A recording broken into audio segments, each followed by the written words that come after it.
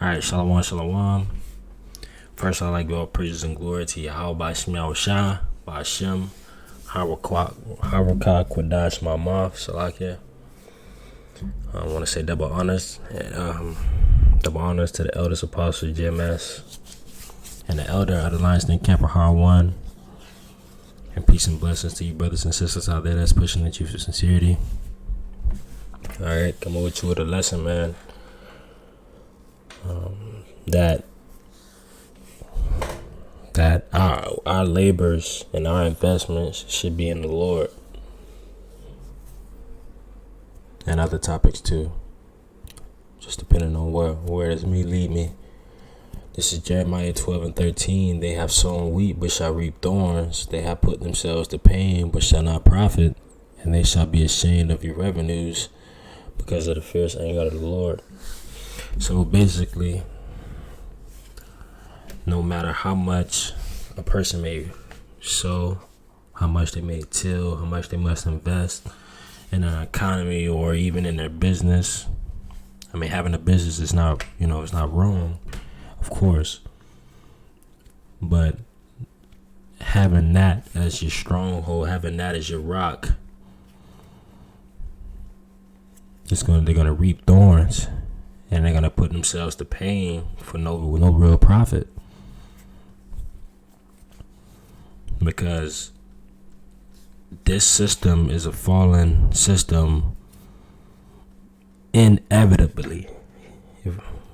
So basically, no matter what happens, it's going to happen. The Lord said that it was going to happen. So it's going to happen. Because our people are so stuck deep down into these investments and that covenant and that false narrative that they can do whatever they want, right? Which is not true. They can't.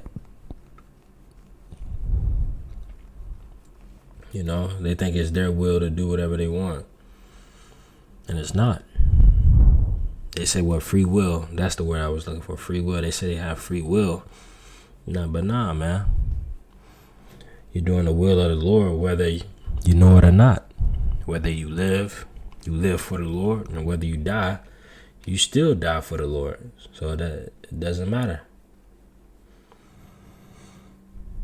All right. Oh, I didn't even click it. My bad. All right, this is Isaiah 28:15. But because they have said, they have made a cut, because they have made a covenant with death and hell, or they had an agreement, and that's what they are, man. That's what they did. They said that even our people said, hey, let us go down to Egypt, or let's go make a covenant. That's what they said, man. Time of the Maccabees with Antiochus the fourth. And even in the times of Jeremiah, they went down to go to Egypt for help, making that covenant with hell. And guess what? Sorrow is gonna follow them, man, because they have put so much investments in the things that they can see now, in the short-term economy of what they can see now, instead of investing in the Lord, investing in His time, investing in His business, in His vineyard, right? Instead, they rather go make that agreement with hell, a very short estate of being, instead of being with the Lord. It says, when the overflowing scourge shall pass through, and when it does come, those that made that covenant with hell and death, they shall not come unto them. And that's what they said, man. They said it's not going to come unto us, man. That's what they say now. We out there on the four corners of the earth teaching about the upcoming downfall of this system. And guess what, man? They don't believe it. They don't believe it. They don't see it anywhere in sight. They rather keep it on a positive note. They see it's happening, but they rather say, man, come on, don't you have faith? Oh, come on, man, I don't want to hear that. I know how it's going. You know what I'm saying? They see how it's going. They know how it's going. You know? But they say it's not going to come down to them. They said that this recession, they say this depression, it's not going to happen. You know, they put it off for another 10 years, another 20 years, another 30 years or so. But they say it's not going to come down to them. It says, for they have made lies their refuge, man, because that's what they did. That do as thou will, man. Get rich or die trying type of spirit. The prosperity spirit, all that, man. The prosperity,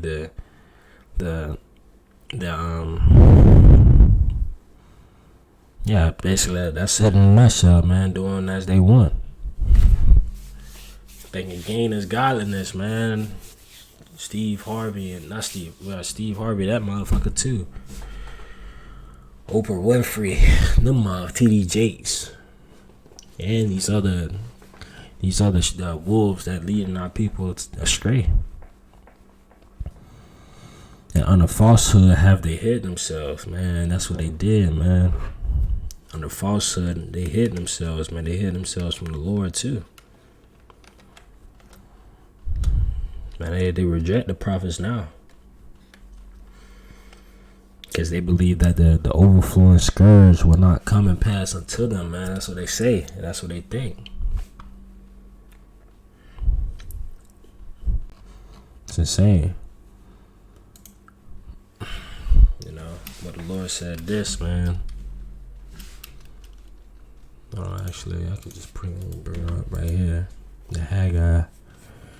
Yeah, I didn't know what I'm finna go to. And it's also another one too. It says, ye have sown, Haggai 1:6, ye have sown much and bring in little. Ye eat, but ye have not enough. Ye drink, but ye are not filled with drink. Ye clothe you, but there is no warm. And he that earneth wages to put in the bag with holes, man. So no matter how much wages, how much clothes, how much food you buy, now, ultimately, man, all that's going to be for naught, because this is a failing system. Debt ceiling. Right? They have to make a decision by June 3rd. They extended it from June 1st. And they don't come to an agreement. Man, okay, yeah. If they don't come to an agreement, that could tilt the hell out of this place. If they do come to an agreement, they just prolonged it. They resuscitated it for another short space. So they figure out what the hell they're going to do. And that's the same thing that Elder was saying in this scripture at camp, right? So let me get it. This is Ecclesiastes 12:5. And also when they shall be afraid of that which is high, and fear shall be in the way, and the almond tree shall flourish. So when they're going to be afraid, which is high, and fear shall be in the way of them, man. And the almond tree flourish, man. So when the prophecies are flourishing, man, you're seeing it, right?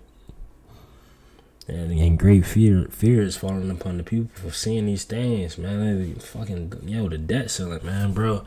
This economy is down so bad that literally anything can tilt this place over. It says, and the grasshopper shall be a burden. So the littlest thing, man. The littlest thing can tilt this place. It can tilt this place out of whack. So the smallest thing, man, can flip this system upside down, and shit'll go crazy fast. So unexpectedly that people wouldn't even know what the hell to do. And desire shall fail. So all the desires of these businesses and all the desires of the investments of these houses, and and trying to actually find a way to leave something for your kids in this bloody ass land, it's not gonna be. Yeah, it's gonna be no more. It's not gonna be any more of that. Because man goes to his long home, and the mornings shall go, and the mourners go about the streets. All right, and that's the same thing, man. The Lord was saying. When these prophecies are come to pass, and these people are seeing it, man, and even the littlest thing is turn this upside down. That's when these people know that they were the ones that made that covenant with hell and death. They were the ones that put so much work into the system that's failing anyway, and they won't even receive a benefit from it. And that's when they realize who the hell Esau really is. Esau don't really give a fuck about these people. They give you a credit score, so what? They give you loans, so what? Right? It's crazy. Like, it's just based upon capitalism. All of it is just capitalism, man. That's the devil's game, man. That's Esau's game. Anything that you can do, man, anything that's taxable, man, they'll do it to the fucking max. And we see it. We seen it 100 times over. 100 times over. It's insane. But yeah, man, that's it for this lesson. I'm not gonna keep it too long, but yeah, man, shalom to you brothers and sisters out there, and I want to say kahala. I'm like Yahweh Bashim Yahushai Ba'ashem Harakakadash Ma'amaf. The bonus to the elders, Apostle James, and the elder of the Lionston Camp Rohan 1. Shalom.